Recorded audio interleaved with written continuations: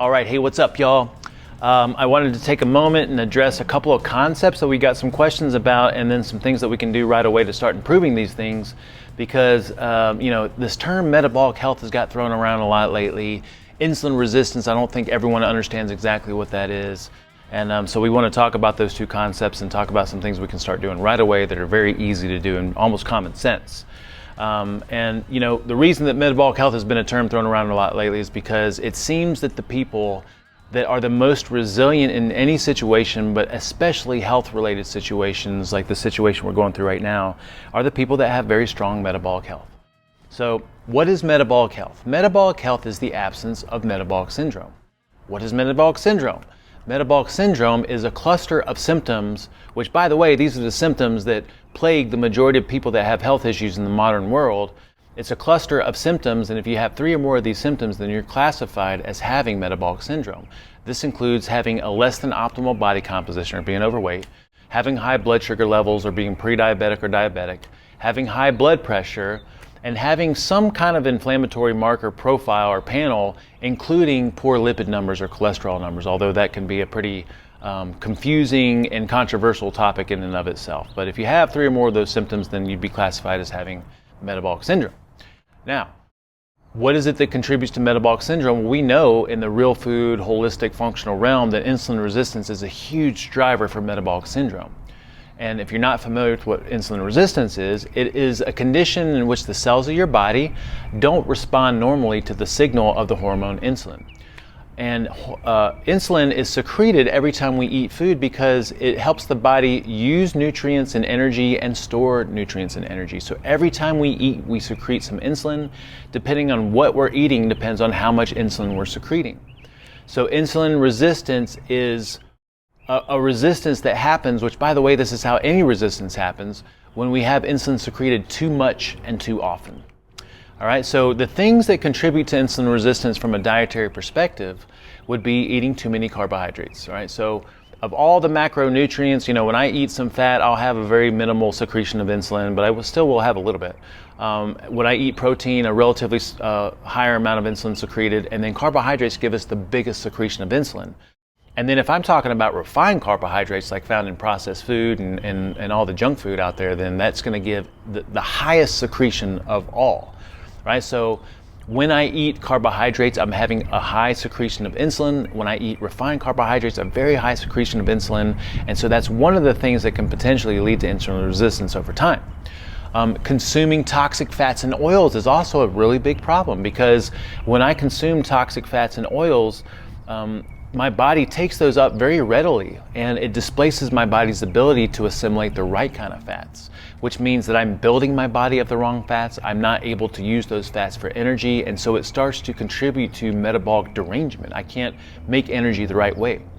And so from a dietary perspective, carbohydrates and toxic fats and oils are the biggest drivers for insulin resistance. And then consuming too many meals in a day. So if I'm saying every time I eat food I secrete insulin, then eating a bunch of times throughout the day and grazing all the time is going to have a negative impact on my insulin resistance, or it's going to contribute to insulin resistance because I'm just having a lot of secretions of insulin. So now if we put that together, if I'm eating processed food or if I'm eating a lot of carbohydrates, I'm getting a lot of secretion of insulin and inhibiting my body's ability to make energy properly.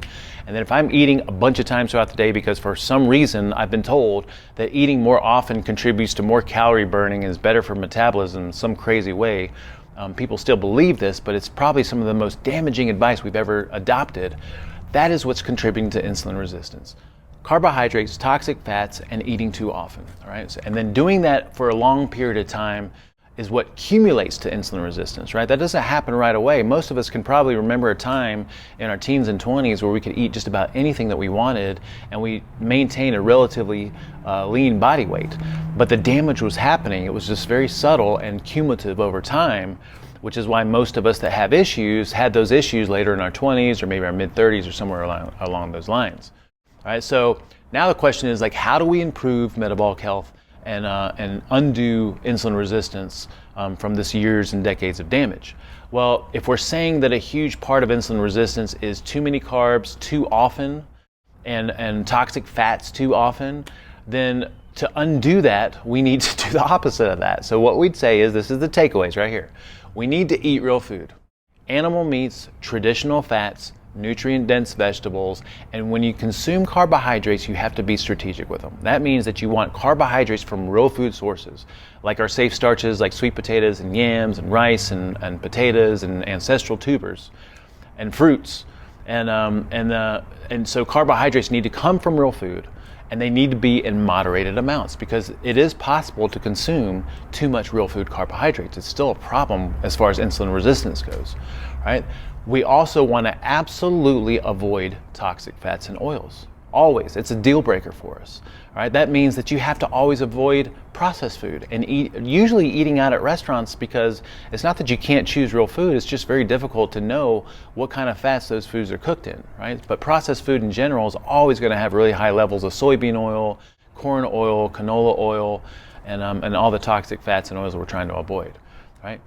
Don't eat all the time. Don't graze and snack. We recommend for our people, choose 2 or 3 meals in a day with no snacking in between. Most of our people, because we're eating for nutrients and we're eating to train the body how to use fat for fuel, usually only eat 1 or 2 times a day with no snacking. But choose your number of meals, whether it's 2 or 3, and just commit to no grazing and no snacking in between, right? And then you just got to do this consistently for a long period of time. You start doing this right away, and within days you'll start to feel better, but the profound benefits come from months and years of implementing this, right? So again, to put all that super simple, right? If insulin resistance and poor metabolic health is from carbohydrates, toxic fats and oils, and eating too often, and you do that for a long time, then the solution to that is eating real food, including animal meats, traditional fats, nutrient-dense vegetables, carbohydrates from real food sources, but in moderated amounts. And we would say at moderated times of the day. Absolutely avoid toxic fats and oils. Don't eat all the time. Allow and nurture space in between meals, and then just do this consistently, day after day after day, and you're going to start to see tremendous benefits happen. Pretty relatively short term, but then also long term, it starts to accumulate, all right? All right, so if you have any questions whatsoever, shoot us a note. We're here to help, and we will talk to you guys soon.